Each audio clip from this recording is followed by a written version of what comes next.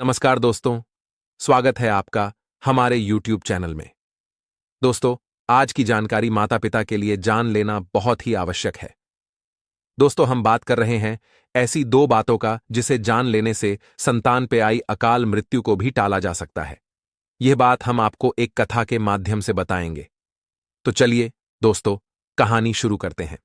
एक समय की बात है, यमलोक में यमराज सभी मनुष्यों का लेखा-जोखा देख रहे थे। तभी उनके पास नारद जी आते हैं और बोलते हैं, हे धर्मराज, मेरा प्रणाम स्वीकार कीजिए। तब यमराज बोलते हैं, हे नारद मुनि, आइए, आपका स्वागत है। बताइए, आप किस कार्य से यमलोक पधारे हैं? तब नारद जी बोले, हे प्रभु, आप सत्य कहते हैं। मैं यहां आपके पास एक आवश्यक कार्य से आया हूं। हे धर्मराज, मेरे मन के एक प्रश्न है जिसका उत्तर मैं आपसे जानना चाहता। यदि आप आज्ञा दें तो मैं आपसे अपना प्रश्न पूछने की कृपा करूं।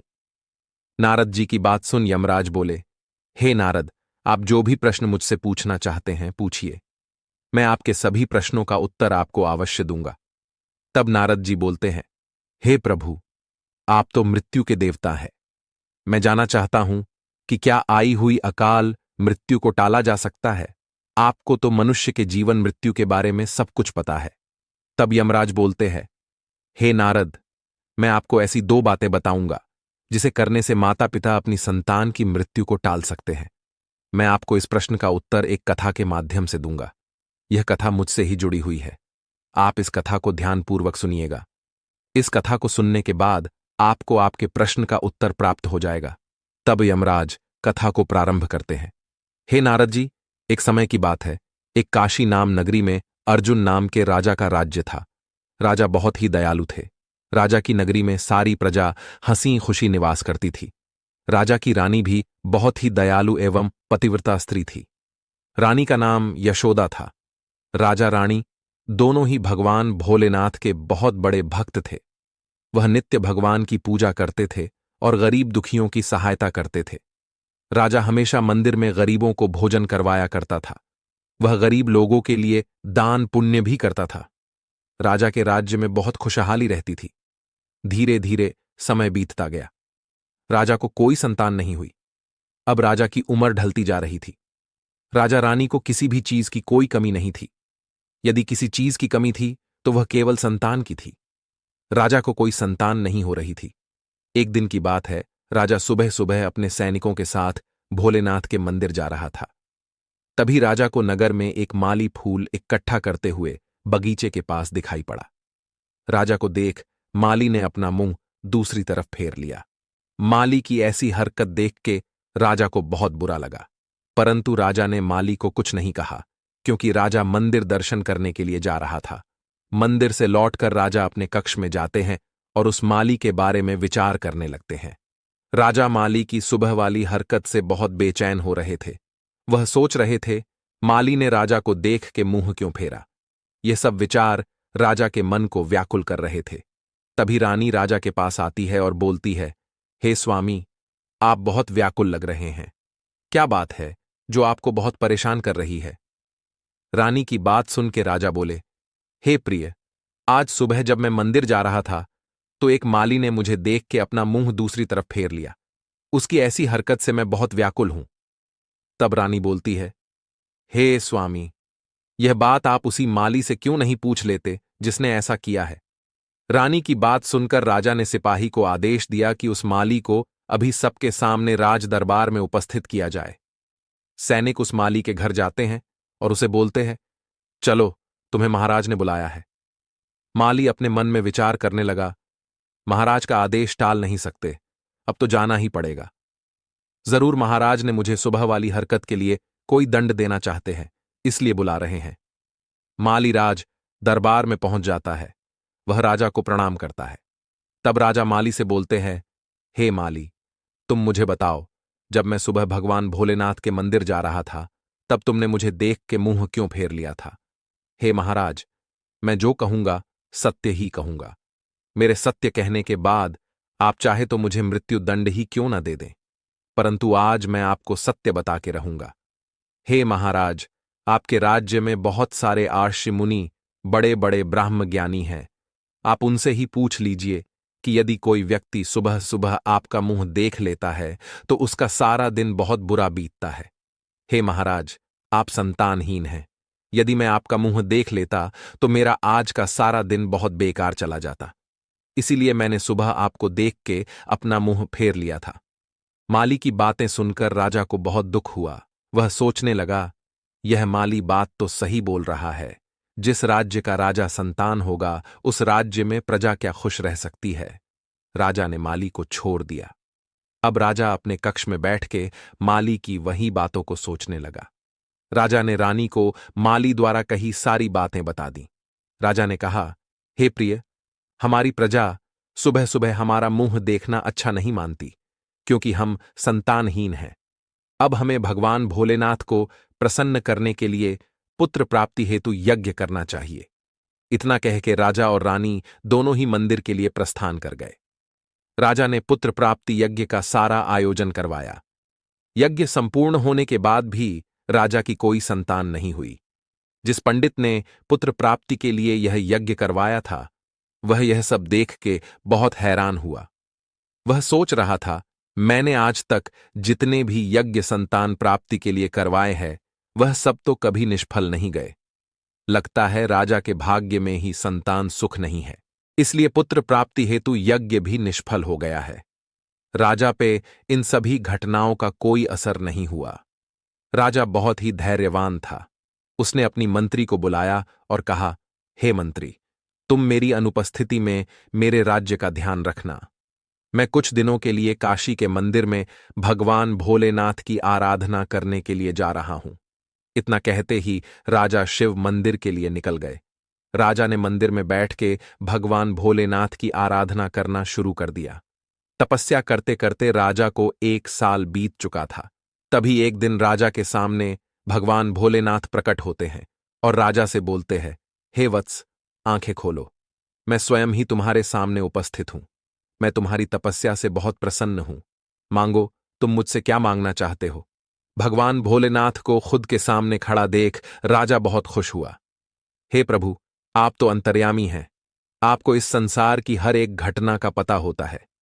हे प्रभु, जैसे कोयल बिन बाग सुना होता है, ठीक वैसे ही पुत्र बिना कुल सुना होता है। हे प्रभु, आप मुझे एक पुत्र का वरदान दीजिए। राजा की बात सुनकर भगवान बोलते हैं, हे राजन, 7 जन्मों तक तुम्हारे भाग्य में कोई भी संतान सुख नहीं है, परंतु मैं तुम्हारी तपस्या से प्रसन्न हुआ हूं, इसीलिए मैं तुम्हें एक पुत्र प्राप्ति का वरदान देता हूं। हे राजन, ध्यान रहे, मेरे द्वारा दिया गया तुम्हारा पुत्र केवल 25 वर्ष तक ही जीवित रहेगा। भगवान शिव की बात सुन राजा को पहले बहुत बुरा लगा। पनरथु, सोच विचार करने के बाद राजा ने सोच, संतान न होने से तो अच्छा है 25 वर्ष तक संतान सुख मिल जाए, जिस कारण मेरे पर से यह संतानहीन होने का कलंक मिट जाए। राजा ने भगवान भोलेनाथ से कहा, हे प्रभु, आप मुझे पुत्र प्रदान करें। तब भगवान भोलेनाथ ने अपने एक गण को बुलाया और कहा, हे गण, तुम्हें इस राजा के घर राजा का पुत्र बन के जन्म लेना है। 25 वर्ष पूरे होते ही तुम वापस कैलाश पर्वत पर लौट आना। इतना कहकर भगवान भोलेनाथ वहां से चले जाते हैं। राजा अपने राजमहल वापस आ जाता है। वह रानी को जाके सारी बात बता देता। वह बोलता है, हे प्रिय, अब हम संतानहीन नहीं रहेंगे। भगवान भोलेनाथ ने हमें पुत्र प्राप्ति का वरदान दिया है। राजा की बात सुन रानी बहुत खुश होती है। धीरे धीरे समय बीतता गया। कुछ दिनों बाद भगवान भोलेनाथ के वरदान द्वारा रानी यशोदा ने गर्भ धारण किया। 9 महीने के बाद रानी ने एक सुंदर से बालक को जन्म दिया। राजा के घर पुत्र हुआ है, यह बात पूरे राज्य में फैल गई। सारी प्रजा उत्सव मनाने लग गई। राजा ने अपने पुत्र का नाम रुद्र रखा। धीरे धीरे समय बीतता गया। पुत्र के मोह में आके राजा भगवान भोलेनाथ की बात को भूल गया था कि उसका पुत्र केवल 25 वर्ष तक ही उसके साथ रहेगा। राजा रानी बहुत ही सुखी रहने लगे।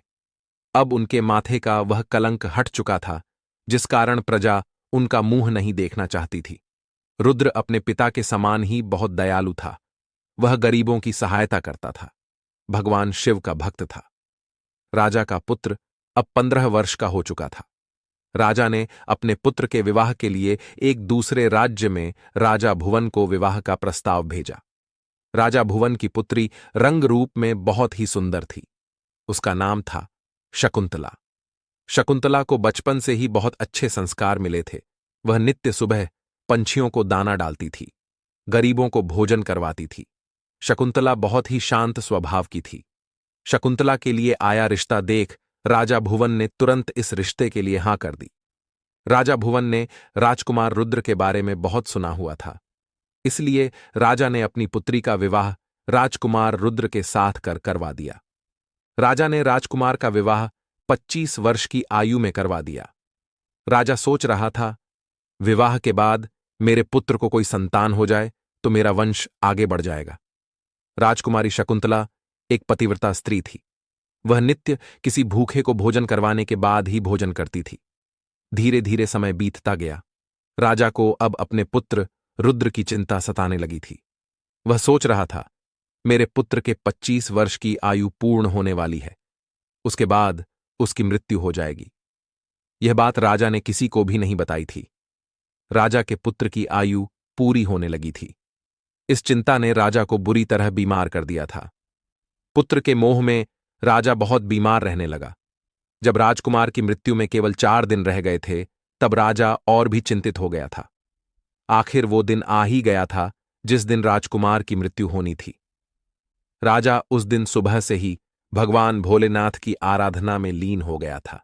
वह भगवान भोलेनाथ से अपने पुत्र के जीवन के लिए जीवन दान मांगने लगा। उधर राजकुमार की नवविवाहित पत्नी अपने पति के लिए भोजन बना रही थी। राजकुमारी शकुंतला अपने रोज के कार्य करने में लगी हुई थी। उधर यमलोक में चित्रगुप्त राजकुमार की मृत्यु की तैयारी कर रहे थे। यमराज ने अपने 2 दूत को राजकुमार के प्राण लेने के लिए भेज दिया। यमराज ने दूत से कहा, ध्यान रहे, राजकुमार की मृत्यु एक सर्प के काटने से ही होगी। 1 घंटे में राजकुमार के प्राण तुम्हें लेके आने हैं। यमराज की आज्ञा लेके यमदूत राजकुमार रुद्र के प्राण लेने के लिए धरती लोक पे चले गए। उधर एक सर्प यमदूत के वश में आ गया था। उसके मन में विचार आने लगा, क्यों ना आज राजमहल में प्रवेश किया जाए। सर्प राजमहल में प्रवेश कर जाता है। वह सीधा राजकुमार के कक्ष में प्रवेश कर जाता है। सर्प जाके राजकुमार के बिस्तर पे बैठ जाता है। यम के दूत राजकुमार के कक्ष के बाहर पहरा देने लगते हैं। कब सर्प राजकुमार को काटेगा, 1 घंटे का समय कब समाप्त होगा। उधर उसी राज्य नगरी में एक गरीब ब्राह्मण अपनी पुत्री के साथ रहता था। ब्राह्मण की पुत्री का विवाह हो चुका था। पनरथु उसका पति मदिरापान का सेवन करता था। उस कन्या का पति उसे बहुत मरता पीटता था। एक दिन उस कन्या ने गर्भ धारण किया। उसके पति ने फिर भी उसे मरना पिटना बंद नहीं किया था। अपने पति से परेशान होके अपने पिता के घर चली गई। उसका पिता बहुत गरीब था। वह कोई काम नहीं करता था, इसलिए वह भीख मांग के अपना पेट भरता था। इसी तरह 9 महीने का समय बीत गया। ब्राह्मण की पुत्री ने एक पुत्र को जन्म दिया। उसके बाद उस कन्या को बहुत तेज भूख लगने लगी। प्रसवकाल की जो भूख होती है वह बहुत तेज होती है, इसलिए उससे भूख बर्दाश्त नहीं हो रही थी। उसने अपने पिता से कहा, पिताजी, मुझे बहुत तेज भूख लगी है। आप कृपया करके मेरी इस भूख को शांत करें। मुझे खाने के लिए भोजन दे।